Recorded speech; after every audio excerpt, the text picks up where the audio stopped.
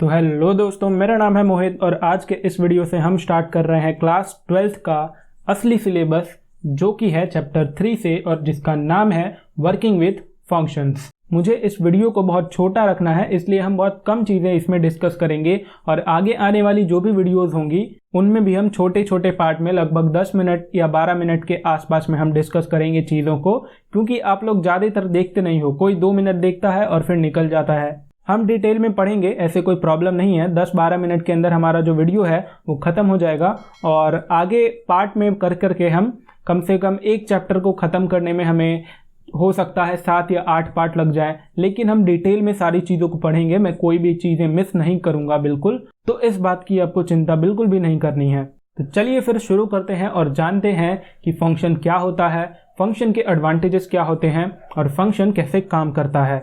सबसे पहले बात आती है कि फंक्शंस क्या होते हैं। Basically large programs are avoided because it is difficult to manage a single list of instructions. Thus, a large program is broken into smaller units known as functions.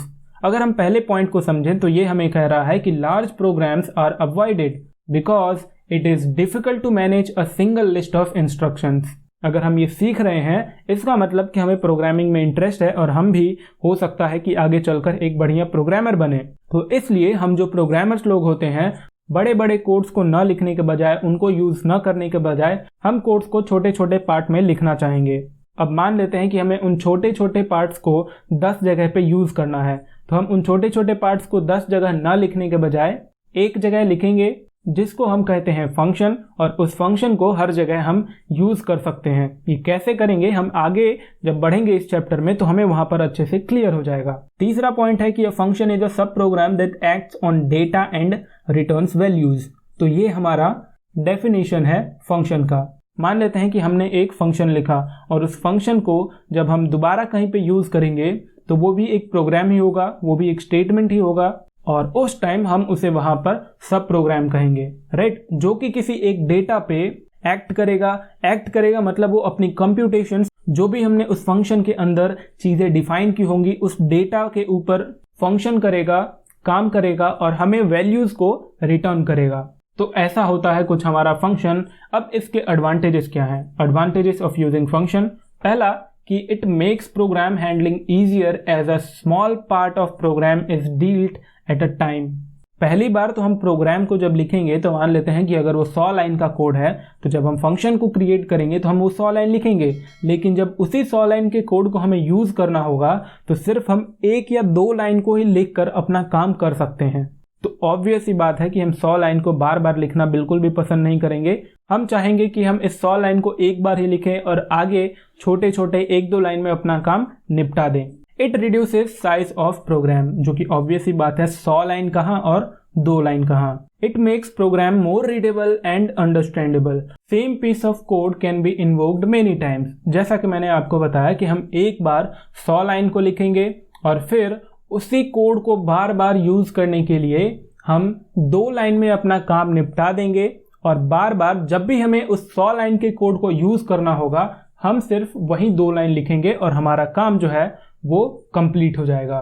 तो ये है इसके कुछ एडवांटेजेस। इसका अगर आपको रियल एग्जांपल देखना है तो मैं एक हेलो वर्ल्ड का प्रोग्राम लिखूंगा। आपको बस देखना है कि मैं वहां पर क्या कर रहा हूं, हमें समझने की कोई जरूरत नहीं है।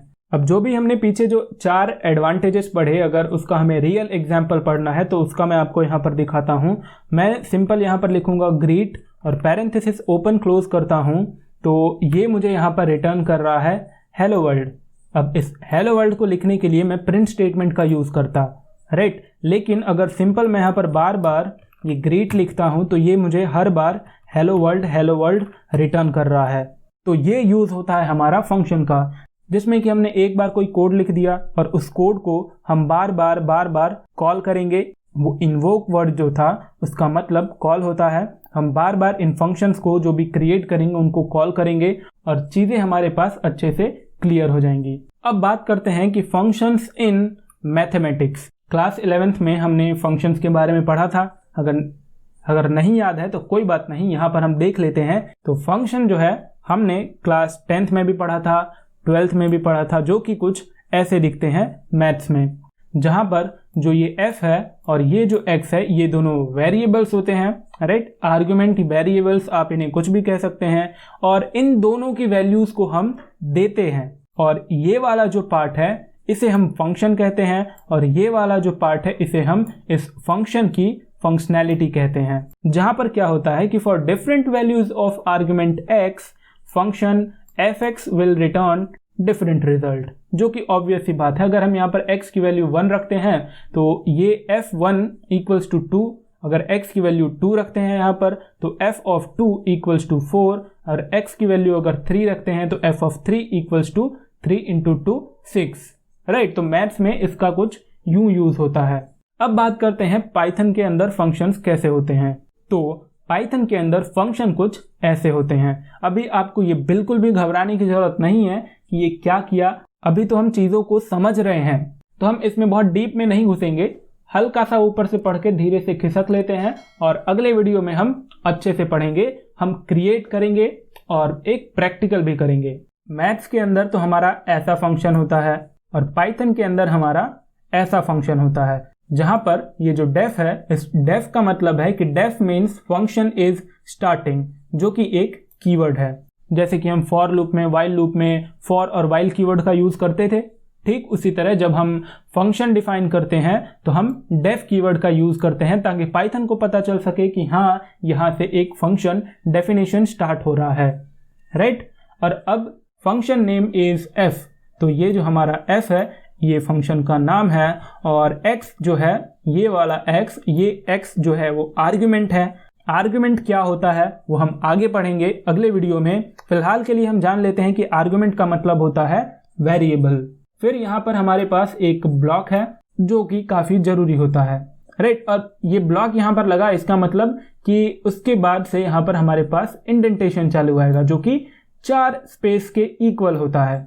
अब indentation defines working of functions, okay. तो ये इंडेंटेशन जो है, इस इंडेंटेशन का मतलब यही होता है कि इसमें वो स्टेटमेंट्स होंगे जो कि उस फंक्शन में जो कैलकुलेशन हमने होल्ड किए हुए हैं, जो हमने उस फंक्शन में स्टोर किए हुए हैं, कि अगर कोई यूजर इस फंक्शन को कॉल करता है तो ये सारी कैलकुलेशन या फिर ये सारी चीजें एग्जीक्यूट होनी है, तो वो सारी चीजें हम इस इंडेंटेशन के अंदर स्टोर करते हैं। हमने यहाँ पर एक फंक्शनैलिटी को स्टोर किया है। अच्छा, यहाँ पे ध्यान देना है कि यहाँ पे मैंने ये स्टार यहाँ पे लगाना भूल गया कि ये इनटू होगा, राइट, ये मल्टीप्लाई होगा यहाँ पर, तो ये 2 इंटू एक्स है।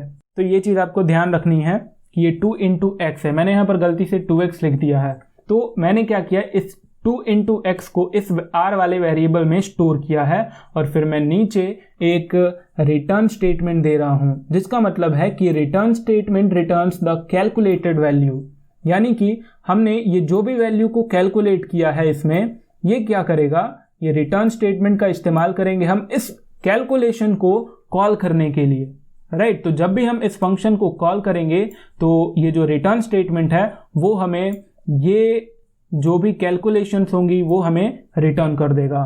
तो आई होप कि आज हमने जो भी चीज़ें पढ़ी वो आपको क्लियर हो गई होंगी, आपको एक ब्रीफ आइडिया मिल गया होगा। इसमें कुछ बहुत ज़्यादा एडवांस चीज़ें नहीं थी, तो हमें ज़्यादा पैनिक होने की ज़रूरत नहीं है, लेकिन जैसे जैसे हम आगे बढ़ेंगे वैसे वैसे इंटरेस्टिंग चीज़ें आती जाएंगी, और हम अगले वीडियो में अब फंक्शंस का रियल डेफिनेशन क्या होता है, प्रोग्राम्स को करेंगे, और फिर उसके बाद कितने टाइप्स के होते हैं, हम फंक्शंस कैसे क्रिएट कर सकते हैं, ये सारी चीज़ें हम अगले वीडियो से जानने वाले हैं।